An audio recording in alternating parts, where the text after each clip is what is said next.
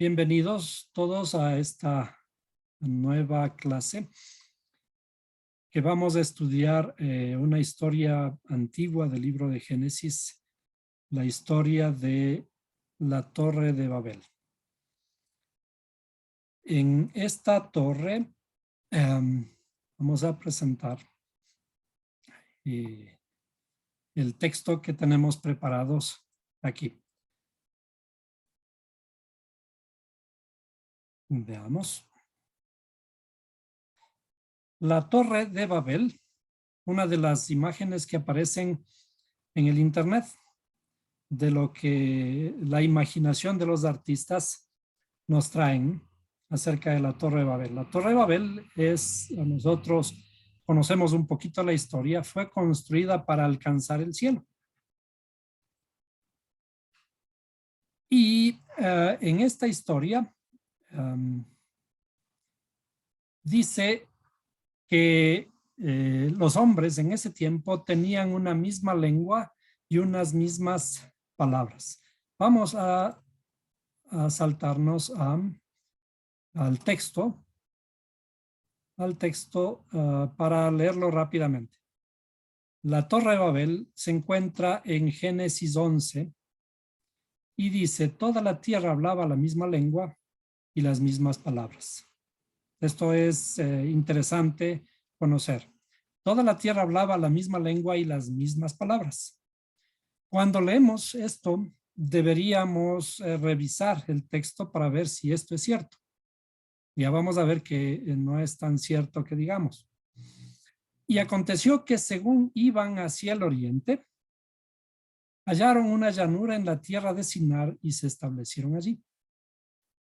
Y aquí voy a parar un momentito para revisar algunas otras versiones. Dice: y aconteció que según iban hacia el oriente. Bueno, ¿de dónde iban hacia el oriente primero? ¿Dónde es el oriente? ¿El oriente de qué parte?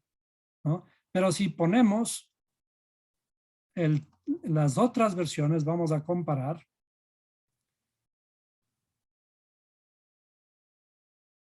Por ejemplo, esta versión dice: y aconteció que cuando salieron de oriente. Hay unas versiones que dicen al emigrar al oriente. Esta dice cuando salieron de oriente. Esta dice al desplazarse hacia el oriente.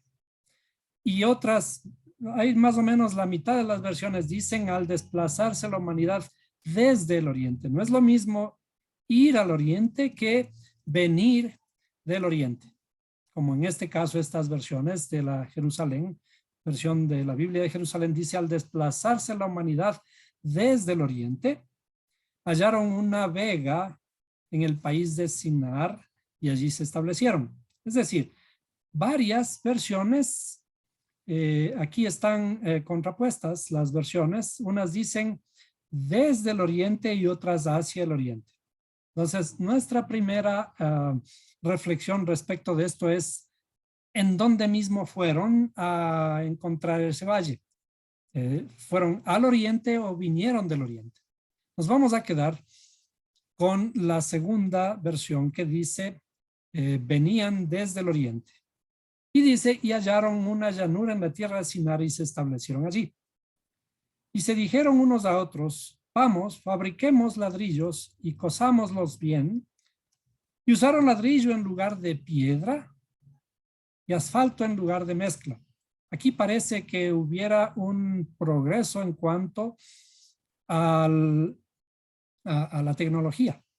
La tecnología ya no es de piedra solamente, porque imagínense piedra, subir piedras hasta la última piso, el último nivel de la torre es cada vez más difícil, ¿no? Pero vamos a saltarnos estos detalles y concentrarnos en los principales. Y dijeron: vamos, edifiquémonos una ciudad y una torre cuya cúspide llegue hasta los cielos y hagámonos un nombre famoso para que no seamos dispersados sobre la faz de toda la tierra. Y ya de alguna forma intuían de que al construir esta torre iban a ser dispersados. Y dice, y el Señor descendió para ver la ciudad y la torre que habían edificado los hijos de los hombres. Aquí hay varios detalles que no vamos a alcanzar a revisarlos, pero es interesante. Aquí dice, y el Señor descendió. Y luego en el 6 dice, y dijo el Señor, he aquí son un solo pueblo y todos ellos tienen la misma lengua. Y esto es lo que han comenzado a hacer. Y ahora nada de lo que se propongan hacer les será imposible.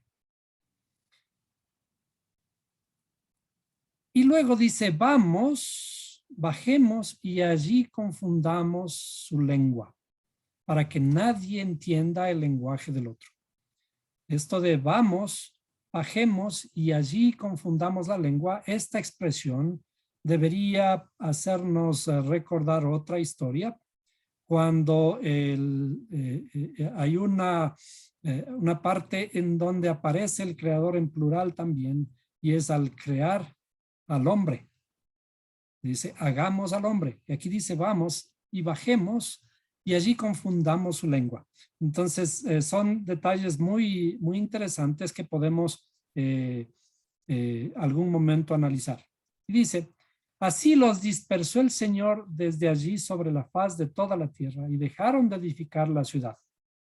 Por eso fue llamada Babel, porque allí confundió el Señor la lengua de toda la tierra y de allí los dispersó el Señor sobre la faz de toda la tierra.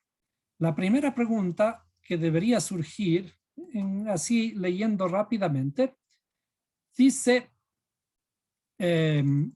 fueron y hallaron una llanura, un valle dice en algunas versiones, una llanura en la tierra de Sinar, y luego, y vamos, edifiquemos una ciudad y una torre cuya cúspide llegue hasta los cielos. Encontraron un valle y en el valle construyen una ciudad y una torre. Me parecería que están desperdiciando recursos, desperdiciando un poco de inteligencia. Si es que quieren llegar a los cielos, el valle es una hendidura. Eso es lo que vamos a mirar en el texto. Entonces, miremos nuevamente nuestra presentación. Dice, y habían en el relato literal, y ellos, los hombres, tenían una misma lengua y unas mismas palabras. Veamos.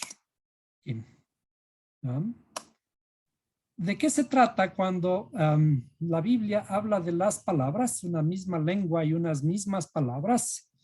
En general, esto está asociado al árbol más conocido como el árbol de la vida. Cuando la Biblia habla de la sabiduría, en Proverbios 3:18 dice, la sabiduría es árbol de vida para los que de ella echan mano y felices son los que la abrazan. Cuando los seres humanos en ese tiempo dice que tenían unas mismas palabras, lo que está hablando es de que tenían unidad, tenían sabiduría. Por eso es que en la escritura dice que ellos estaban unidos, ¿no? La sabiduría une, la sabiduría nos armoniza. Pero luego continúa y dice, según iban hacia el oriente. Eso es lo que vimos en el relato, que en realidad también dice, venían del oriente.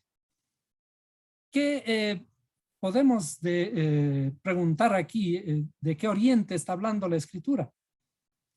Si ustedes recuerdan, el jardín del Edén también fue fundado, dice, en el oriente. Y el creador formó un jardín en el oriente, en Edén, y allí puso a la pareja. Ahora, además, ¿quiénes iban hacia el oriente? Aquí la historia simplemente relata, dice los hombres. Los hombres, en general, iban hacia el oriente. Pero también tomemos la otra versión que dice quienes iban desde el oriente, salieron desde el oriente. Y siempre que leemos algo, tenemos que revisar bien la escritura, especialmente los antecedentes, para estar seguros de lo que estamos hablando. Y entonces, así logramos saber quiénes eran estas personas. Y dice, estas son las generaciones de Sem, Cam y Jafet, los hijos de Noé, a quienes les nacieron hijos después del diluvio. Es decir, esta historia es después, pocas generaciones después del diluvio. Los hijos de Jafet, que son Gomer, Magog, Madai, Javán, Tubal, Mesec y Tiras. Y ustedes van a ver que está señalado Javán. Los hijos de Gomer, Askenaz, Rifat y Torgamá. Y ahora dice los hijos de Javán. ¿Quiénes eran los hijos de Javán?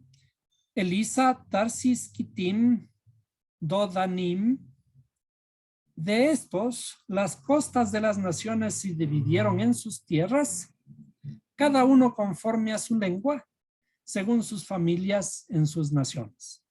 Hay varios versos debajo de todas estas familias que refiere que estas familias se dividieron en sus tierras, cada uno conforme a su lengua, según sus familias en sus naciones. Vimos que el inicio de la historia dice que la tierra tenía una sola lengua y las mismas palabras. Sin embargo, ya estaban antes de esta historia aparentemente divididos en diferentes lenguas. Entonces, en realidad hay alguna historia detrás de la historia que tenemos que revisar.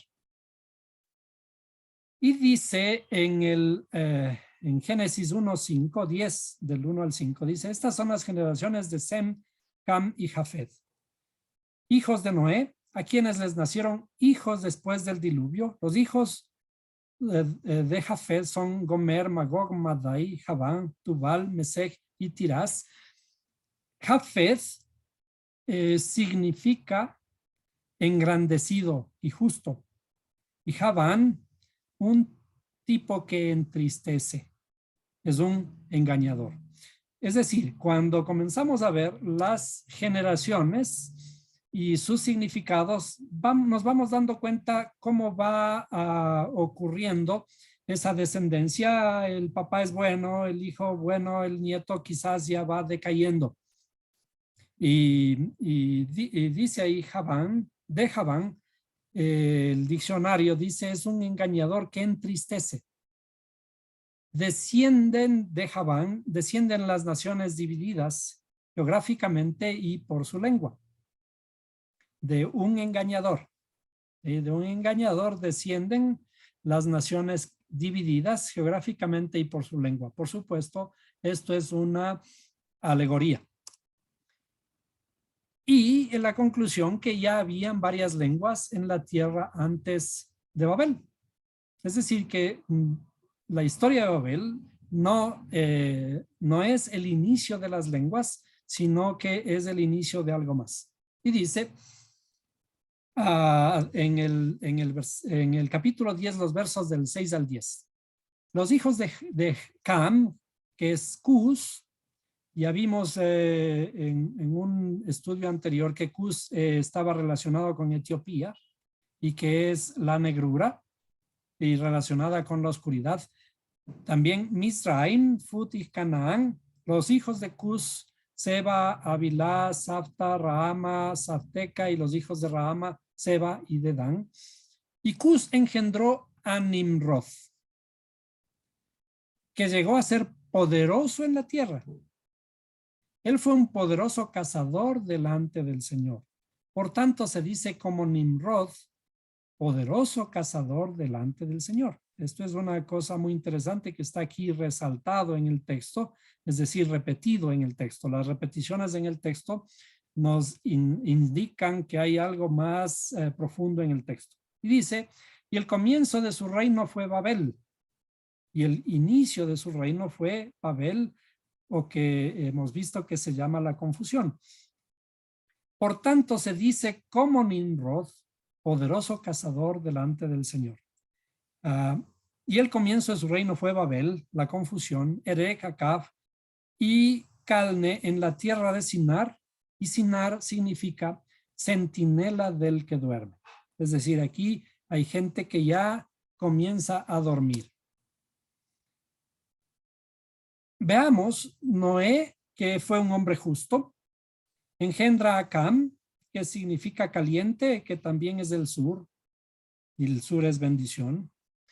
Pero de Cam desciende Cus, que es Etiopía, la negrura, y de Cus Nimrod, que es el cazador, y además el significado que vamos a ver es un leopardo. Y allí es en donde Nimrod comienza a reinar en Babel, la confusión. Vimos que Nimrod significa el cazador, pero esto está también enlazado en la escritura. Dice en el Salmo 91:3, dice, porque él te libra del lazo del cazador, en hebreo Yakush, y de la pestilencia mortal. Es decir, Nimrod es aquel que debemos cuidarnos. Nimrod se escribe con estas 4 letras, Nun, Mem, Resh y Dalet. Cuando tengan ustedes por ahí sus tablitas, tienen que referirse a estas estructuras de las letras. Pero leopardo, que es Namer, se escribe también con 3 de esas 4 letras. Nun, Mem, Resh. Lo único que cambia es la pronunciación de esas letras. Aquí se pronuncia Nimrod y acá leopardo es Namer. Recuerden que el lenguaje hebreo no tiene vocales y las vocales son únicamente la pronunciación, la forma en que se pronuncian estas letras. Dependiendo de la pronunciación está el sentido, como en el caso de leopardo. Y leopardo por sus manchas. Las manchas o es lo mismo que el tigre tiene manchas, ¿no? Una mancha más no le hace al tigre, ¿no? Y entonces nos fijamos aquí la raíz de Nimrod, que serían las 3 primeras letras, es leopardo. Y el leopardo es un cazador. Por eso el significado de Nimrod. Y si nos saltamos al libro del Apocalipsis, el Apocalipsis 13:2 dice, la bestia que vi era semejante a un leopardo. Muy interesante, ¿no? Ahora, si leemos este texto en griego encontramos la palabra pardalis, y pardalis en realidad sí significa leopardo, pero allí no encontramos mayor significado o no encontramos esa equivalencia con Nimrod, que sí la podemos encontrar en el hebreo. Ahora, dice al oriente, y cuando decimos nos referimos al oriente, ¿el oriente respecto de qué? Es la primera pregunta que deberíamos hacernos. Parece que en las escrituras asumimos al oriente refiriéndonos siempre a la tierra de Israel, por ejemplo.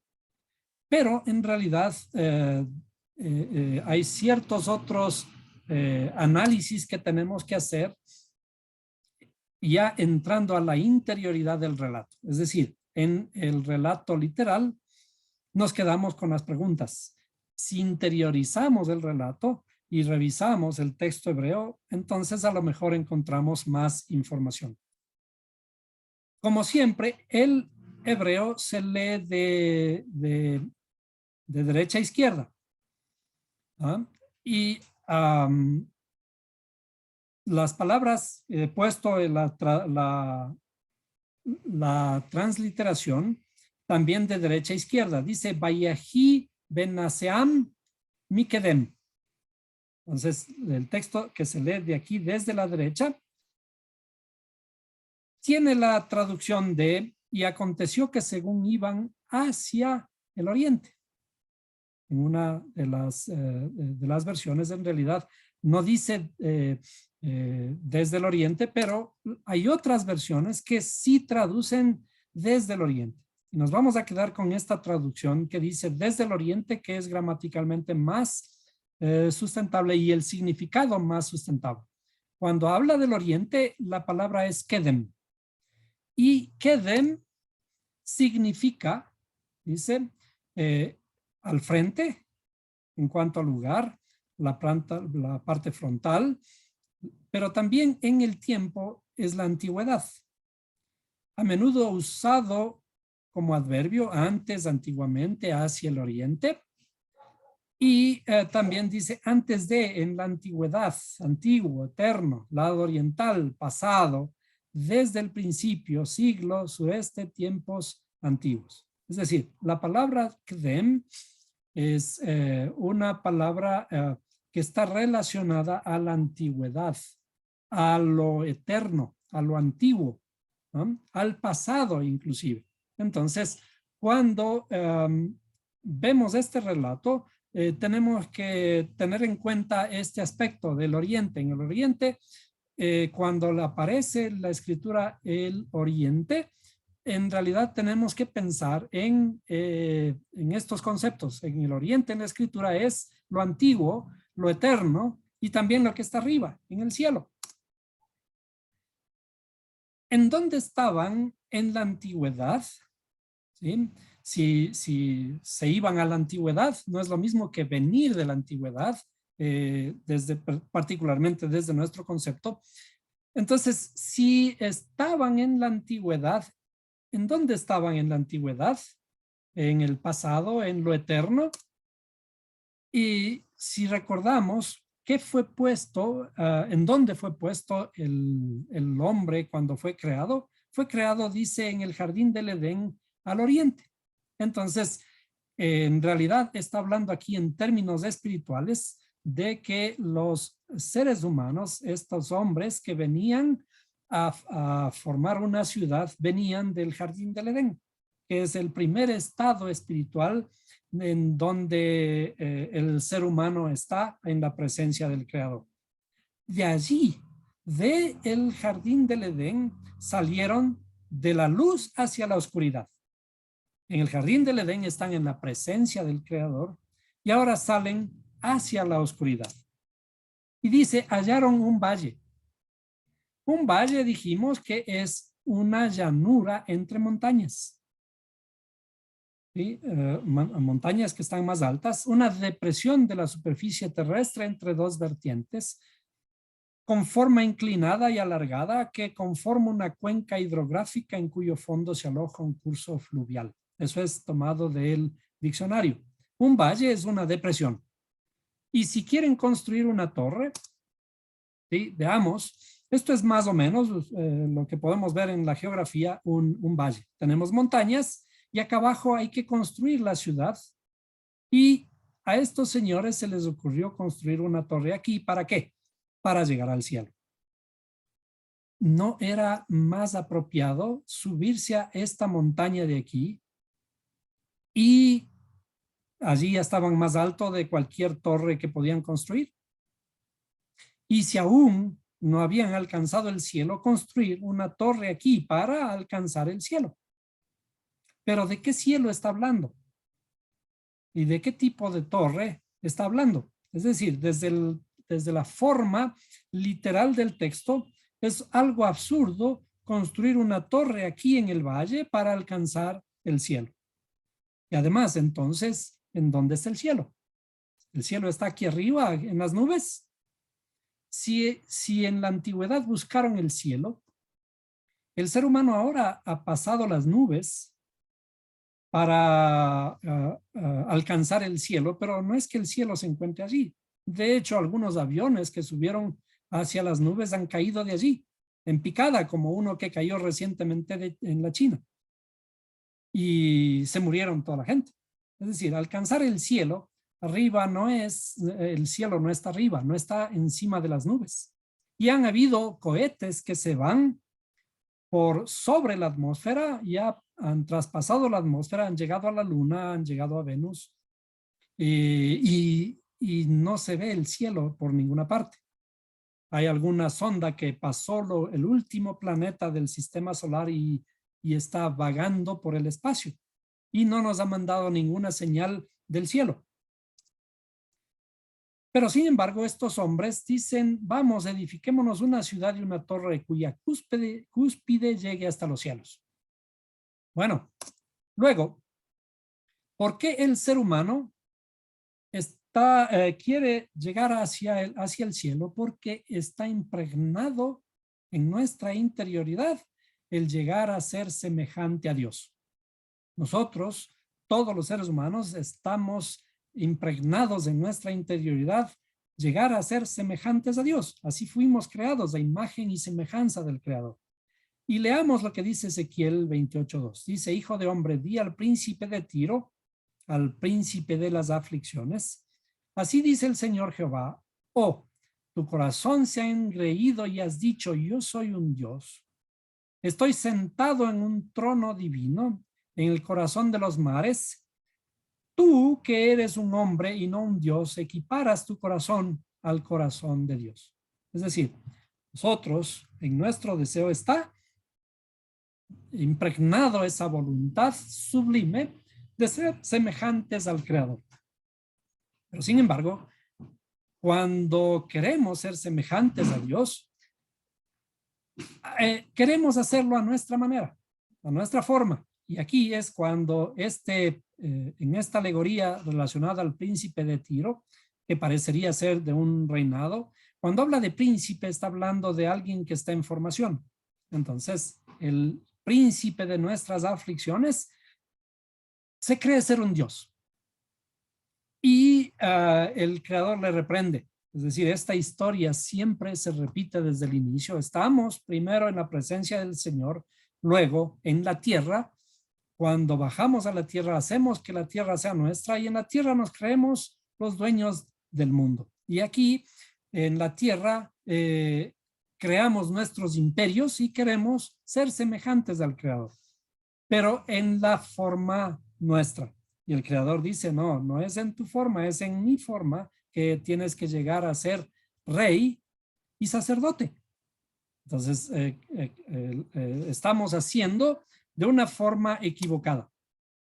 Regresemos al texto y dice, hallaron un valle en la tierra de Sinar. Sinar significa centinela del que duerme.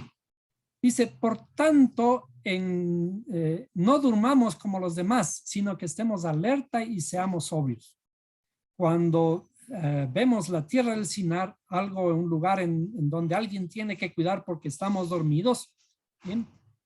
No durmamos como los demás, sino que estemos alertas y seamos sobrios. Porque los que duermen, de noche duermen. Y los que se emborrachan, de noche se emborrachan. Eso está en la primera carta a los Tesalonicenses 5:6. Es decir, cuando encontramos siempre el sueño, la noche, está hablando de temas espirituales. Nuestra alma está dormida. Dice, por tanto, no durmamos como los demás, sino estemos alertas y seamos sobrios, porque los que duermen, de noche duermen. Regresando al texto, el relato literal, vemos aquí las montañas y el valle intermedio. Y allí dice que comenzaron a construir una torre. Esta torre, desde luego que con la tecnología antigua y aún todavía con la actual, no podemos construir nada que supere las montañas. Por lo tanto, la construcción de una torre para llegar al cielo era una especie de una tontería. No podían llegar a ninguna parte. Pero, sin embargo, ¿de qué se trata esta torre? Esta torre se trata de nuestro egoísmo. Nuestro ego, que está elevado a lo sumo, es más grande que cualquier montaña. El egoísmo es una torre mayor, es una montaña muy grande. Y esta torre es la que los seres humanos estaban construyendo, y en realidad no está hablando de que en la antigüedad estaban construyendo, sino que está relacionada a nuestra propia interioridad. nosotros en nuestra interioridad construimos una torre superior más alta que cualquier montaña. Y es a esta torre que vemos en el Nuevo Testamento que el Mesías se refiere. Dice, porque en verdad os digo que si tenéis fe como un grano de mostaza, diréis a este monte, pásate de aquí allá y se pasará y nada os será imposible. Y no está hablando de estas montañas de aquí, está hablando de esta montaña interna que nosotros tenemos, llamada egoísmo. Entonces, si es que tenemos la suficiente fe, podremos pasar este egoísmo hacia el mar. Y lo interesante es por qué esa torre, ese egoísmo, ese monte muy grande, podemos mandarle al mar, porque en el mar, en el agua tiene que morir, en el agua tiene que cambiar, en el agua tiene que ser lavado, tiene que resucitar, nuestro egoísmo tiene que reestructurarse para ser una nueva persona. Entonces, de esto es lo que está hablando en el Nuevo Testamento, inclusive el Mesías, cuando se refiere a los montes. Ahora, ¿dónde está el cielo? ¿En dónde está el cielo? ¿Arriba en las nubes? ¿De qué se trata? Y luego dice, y el Señor descendió para ver la ciudad y la torre que habían edificado los hijos de los hombres. Y yo me pregunto aquí, ¿por qué se toma Dios la molestia de bajar para ver la ciudad y la torre que estaban edificando los hijos de los hombres? Si es que estaban edificando una torre para llegar al cielo, era una tontería. Y si estaban haciendo una tontería, ¿por qué Dios se toma la molestia de bajar a confundirles la lengua para que nos lleguen al cielo? Si de todas maneras con la tecnología de ese tiempo no podían superar las montañas. Entonces, el cielo no es lo que está arriba en las nubes. El cielo es en nuestra propia interioridad. Esto de llegar a gobernarnos a nosotros mismos, el ser humano construye una torre, un modelo. El modelo de la torre es siempre con algo que está arriba, chiquito, una pirámide, y en la pirámide siempre hay un mandamás. Y el mandamás, al mandamás le sirven todos. Ese es el egoísmo puro. Entonces, cuando en nuestra interioridad estamos construyendo una pirámide, una torre, el Señor desciende para destruir esa pirámide y que podamos comenzar de nuevo. Tenemos que comenzar desde la separación, a unirnos nuevamente. ¿Qué hubiera pasado si el Señor no hubiera descendido?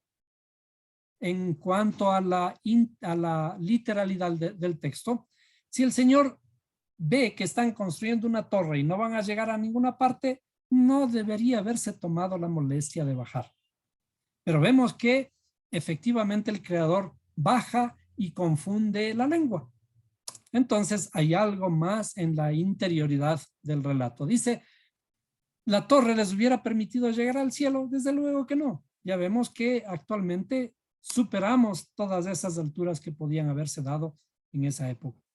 Ahora, ¿qué dice Juan 14:6 contándonos las palabras de Jesús? En hebreo, Yeshua. Dice, Jesús le dijo, yo soy el camino y la verdad y la vida. Nadie viene al Padre sino por mí. Es decir, no por tu egoísmo, no por tu propia construcción vas a poder llegar al Padre. Tienes que atravesar el camino que te estoy poniendo para que puedas atravesar. Pero la pregunta es, ¿el camino, este camino, Jesús, existe únicamente desde hace 2000 años? Cada vez nos metemos en problemas. Hay más preguntas y más preguntas y más preguntas. Jesús vino hace 2000 años y desde allí Él es el camino. ¿Y qué pasó con todo lo anterior? ¿Qué pasó con los que vivieron antes? ¿Ellos no tuvieron este mismo camino? Pero ¿qué dice el apóstol Pablo en 1 Corintios 10, del 2 al 4? Dice, y en Moisés todos fueron bautizados en la nube y en el mar. Y todos comieron el mismo alimento espiritual y todos bebieron la misma bebida espiritual, porque bebían de una roca espiritual que los seguía y la roca era Cristo, en hebreo el Mashiach. Dice, porque bebían de una roca espiritual que los seguía. Interesante, una roca que les va siguiendo en el desierto, ¿no? Y esta roca era Cristo, es decir, en realidad es lo que está relatado en el Antiguo Testamento siempre estuvo también en lo que conocemos del Antiguo Testamento. Como hemos dicho, siempre nuestra perspectiva es la unificación del Antiguo Testamento con el Nuevo Testamento, tratando de buscar esa armonía entre esto que el hombre lo separó como dos libros. Y regresando al relato que estamos hablando de la Torre de Babel, en lugar de seguir la lógica de la luz es que tenemos que construir nuestra interioridad bajo los preceptos divinos. En lugar de eso, seguimos la no lógica de la oscuridad. La oscuridad es mi egoísmo. La no lógica de la oscuridad separa, divide y limita. Es decir, mi egoísmo, cuando terminamos de construir nuestro egoísmo nos separa de todo el mundo. Y eso es lo que cuando el creador baja, lo que está es confirmando que este egoísmo nos va a separar, nos va a limitar, nos va a dividir. Y esto está explícito en el texto de uno de los profetas, dice en Oseas 4:6, mi pueblo perece por falta de conocimiento. El conocimiento es la luz, ¿sí? La luz nos alumbra el camino, pero la oscuridad, si no conocemos, esa oscuridad no nos va a permitir ver el camino. Ahora, en cuanto al texto, en relación a los personajes, a los nombres utilizados allí, vamos a utilizar el hebreo y los caracteres numéricos relacionados con el hebreo para confirmar esta idea del texto. Si sumamos Babel y Nimrod, esto nos da igual a Hoshech, que es oscuridad. Es decir, Babel, vamos a emplear el alfabeto hebreo con sus equivalencias numéricas. La letra Bet vale 2, Babel es 2 veces Bet y Lamed 30. Esto nos da 34. Y Nimrod, que es Nun, Mem, Resh, Dalet, que nos da un total de 294. Si sumamos esto, tenemos oscuridad, que es Hoshech, Het, Shin, Resh, Het, Shin, Haf. Y todo esto sumado es 328. 328 es la suma de Babel más Nimrod. Es decir, hay una confirmación interna en el texto de que está hablando en relación a la oscuridad interior del ser humano. Este personaje Nimrod, que es el rey de Babel, el principio del reino de Babel, es en realidad la oscuridad. Vinieron de la luz hacia la oscuridad y ahora en la tierra, aquí en la tierra, primero es la oscuridad y luego después de la oscuridad vendrá la luz. Y esto confirmamos con lo que está en Génesis escrito. Dice, y la tierra estaba sin orden y vacía, y las tinieblas cubrían la superficie del abismo, y el Espíritu de Dios se movía sobre la superficie de las aguas. Primero está la oscuridad, y ahora viene la luz. Y dice, entonces dijo Dios, sea la luz, y fue la luz. Primero está la oscuridad y luego la luz. El conocimiento es la luz que necesitamos para caminar. Sin luz no podemos alumbrar el camino. Por eso la escritura dice, lámpara es a mis pies tu palabra y lumbrera a mi camino. Y también en Proverbios 4:18 dice, más la senda de los justos es como la luz de la aurora. que va aumentando en resplandor hasta que es pleno día. Bien, entonces, permítame un momento. Entonces, ¿de qué se trata la historia de la Torre de Babel? La Torre de Babel se trata de nuestra torre interior. Antes de la Torre de Babel, dice que vinieron desde el oriente, desde el Edén, desde el cielo, desde la armonía, desde la luz, cuando el ser humano estaba en armonía con el Creador.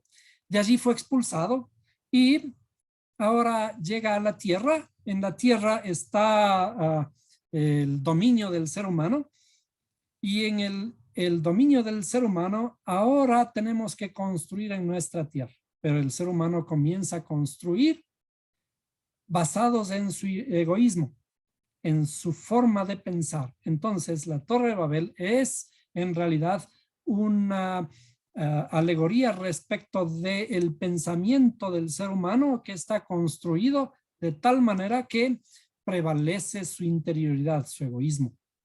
Pero los caminos del Creador son diferentes. Hay que cambiar de percepción, hay que cambiar nuestra forma de pensar. Nuestros pensamientos tienen que ser distintos, tienen que ser de buscar la luz para, en función de la luz, construir algo bueno. Cuando construimos basados en nuestro egoísmo, por eso en la escritura en este capítulo 11 dice que los hombres se unificaron, tenían una sola lengua, pero ¿qué lengua tenían?